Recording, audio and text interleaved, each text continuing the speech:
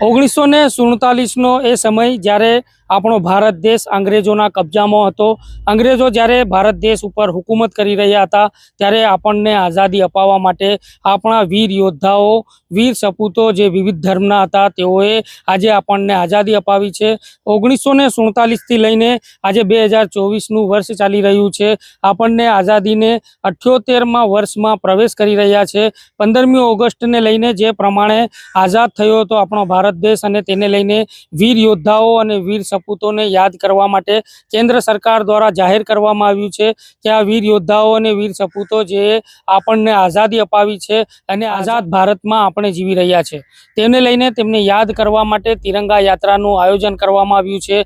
દાહોદ જિલ્લામાં પણ 8મી ઓગસ્ટથી લઈને 15મી ઓગસ્ટ સુધી આ તિરંગા યાત્રાને લઈને અલગ અલગ કાર્યક્રમો યોજવામાં આવશે। તેના જ ભાગરૂપે દાહોદ શહેરમાં આજે તિરંગા યાત્રા યોજવામાં આવી હતી અને આ તિરંગા યાત્રા દાહોદના બસ સ્ટેશન ખાતેથી લીલી ઝંડી આપી અને તેનું પ્રસ્થાન કરવામાં આવ્યું હતું, જેમાં દાહોદ જિલ્લા કલેક્ટર, દાહોદ જિલ્લા પોલીસ વડા, ગુજરાત સરકારના રાજ્ય કક્ષાના મંત્રી તેમજ દાહોદના ધારાસભ્ય અને તેમની સાથે નેતાગણ અને વહીવટી તંત્રના અને પોલીસ વિભાગના જે અધિકારીઓ છે તેઓ પણ જોડાયા હતા અને તેઓએ આજે તિરંગા યાત્રા છે તેમને લીલી ઝંડી બતાવી અને પ્રસ્થાન કરવામાં આવ્યું હતું। ત્યારે બસ સ્ટેશનથી નીકળી તિરંગા યાત્રા દાહોદના સરસ્વતી સર્કલ ખાતે આવી હતી, ત્યાંથી જિલ્લા પોલીસ વડાની કચેરી ખાતેથી થઈ અને તાલુકા પંચાયત ખાતે આવી હતી, ત્યાંથી યાદગાર ચોક થઈ બિરસા મુંડા સર્કલ, ત્યાંથી ફરી સરસ્વતી સર્કલ અને દાહોદના સિદ્ધરાજ જયસિંહ છાપ તળાવ ખાતે તેની પૂર્ણાહુતિ કરવામાં આવી હતી।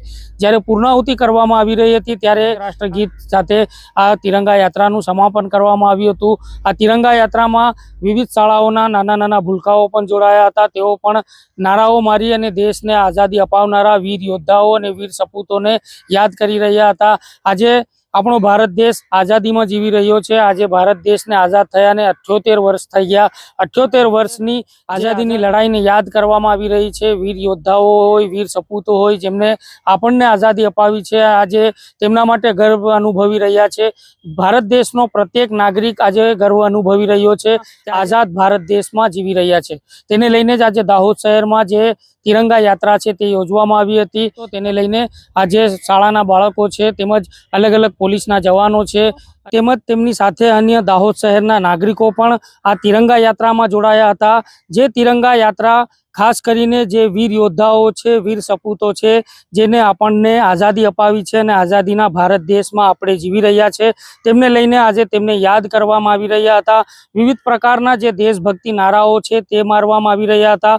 શાળાના નાના નાના બાળકો અને નાના નાના ભૂલકાઓ પણ આ દેશભક્તિના નારાઓ છે તે મારી રહ્યા હતા। દાહોદમાં 4 વાગ્યાથી લઈને સાંજના 6 વાગ્યા સુધી તિરંગા યાત્રા યોજવામાં આવી હતી। દાહોદ શહેરના વિવિધ માર્ગો ઉપર જ્યારે આ તિરંગા યાત્રા યોજાઈ રહી હતી, દાહોદ શહેર રાષ્ટ્રભક્તિના માહોલમાં જોડાયું હતું।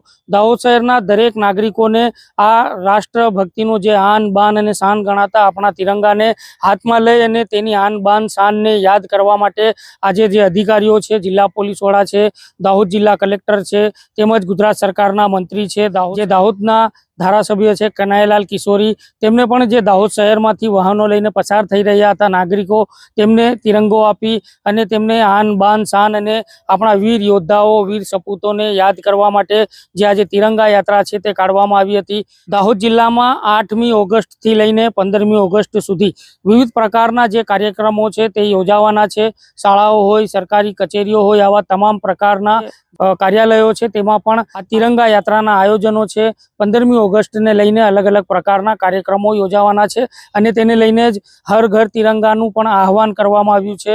દાહોદ જિલ્લા કલેક્ટર અને જિલ્લા પોલીસ વડા દ્વારા દાહોદ જિલ્લાના નાગરિકોને અપીલ કરવામાં આવી છે કે તમારા ઘર ઉપર આ તિરંગો લગાવી અને પોતાની આન બાન શાનને યાદ કરો અને તેમને એક ગર્વ અનુભવો, તે માટેનું આહવાન પણ જિલ્લાના અધિકારીઓ દ્વારા કરવામાં આવ્યું છે અને તેને લઈને જ આ દાહોદ શહેરમાં અને દાહોદ જિલ્લાના અલગ અલગ તાલુકાઓમાં તિરંગા યાત્રાના આયોજનો છે તે કરવામાં આવ્યા હતા। આ એક ભાગ હતો દાહોદ શહેરનો। આજે 8મી ઓગસ્ટ છે। 8મી ઓગસ્ટના ઢળતી સાંજે જ્યારે તિરંગા યાત્રાનું આયોજન કરવામાં આવ્યું હતું અને તિરંગા યાત્રામાં દાહોદ શહેર છે તે ભક્તિમય માહોલમાં જોવા મળ્યો હતો। અમૃત મહોત્સવ સમયે આ દેશ 1947માં આઝાદ થયો। વર્ષોથી આપણે દર વર્ષે બે અવસર 15મી ઓગસ્ટ અને 26મી જાન્યુઆરી ઉજવીએ છીએ। આ વર્ષે વિશેષ રૂપે દેશના વડાપ્રધાન શ્રીમાન નરેન્દ્રભાઈ મોદીજીનું નેતૃત્વ અને રાજ્યના મુખ્યમંત્રી ભૂપેન્દ્રભાઈ પટેલના નેતૃત્વમાં તમામ જિલ્લા મથકે એક આ દેશની શાન બાન અને આઝાદી અપાવનારું આપણું જે ચિહ્ન છે ત્રિરંગો ધ્વજ સમગ્ર દેશના તમામ જિલ્લા મથકે તાલુકા મથકે મોહલ્લા શેરીઓ અને શહેરોમાં ત્રિરંગા યાત્રા કાઢીને આવનારી 15મી તારીખે આ ભવ્યથી ભવ્ય આપણા રાષ્ટ્રીય પર્વની ઉજવણી થાય એના ભાગરૂપે આજે દાહોદ જિલ્લાના તમામ વહીવટીતંત્ર ચૂંટાયેલા પદાધિકારીઓ અને દાહોદ નગરના સૌ ગ્રામજનોના શહેરીજનોના માધ્યમથી આજે આ ત્રિરંગા યાત્રા દાહોદની અંદર અમે એને ફરીને આજે આ છાબ તળાવ પર પૂર્ણાહુતિ કરવા માટે આવ્યા છે એના માટેનો આજનો કાર્યક્રમ હતો. Thank you. આજે દાહોદ જિલ્લામાં જિલ્લા કક્ષાની તિરંગા યાત્રા નીકાળવામાં આવી હતી. બસ સ્ટેન્ડથી લઈને છાપ તળાવ સુધી એક સારો માહોલ બન્યું છે. એમાં મોટા ભાગમાં દાહોદની જનતાએ સહભાગ લીધેલો છે. સાથે સાથે વિદ્યાર્થીઓ, અહીંયાના પદાધિકારીઓ, અધિકારીઓ, કર્મચારીઓ અને જાહેર જનતાએ સારું એવું પ્રતિસાદ આ તિરંગા યાત્રાને આપ્યું છે. હું દાહોદની જનતાને ફરી એકવાર અપીલ કરું છું કે 9 તારીખથી લઈને 15 તારીખ સુધી બધા જણા પોતાના ઘર ઉપર, પોતાના દુકાન ઉપર, આપના કામના સ્થળે અને જાહેર મતલબ સરકારી કચેરીઓ હોય કે પ્રાઇવેટ કચેરીઓ હોય એના ઉપર પણ તિરંગા ફરકાવે અને આપણી રાષ્ટ્રભક્તિ પ્રકટ કરે.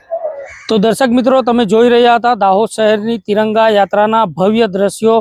દાહોદ શહેર જ્યારે તિરંગામય બની રહ્યું હતું ત્યારે આ એક તસવીરો છે. આ તસવીરો યાદગીરી માટેની છે, કારણ કે આપણા ભારત દેશની આન બાન અને શાન ગણાતા તિરંગાને આજે તિરંગા યાત્રામાં ફેરવી અને દાહોદ શહેરને ભક્તિમય માહોલમાં, રાષ્ટ્રભક્ત માહોલમાં જોવા મળ્યું હતું.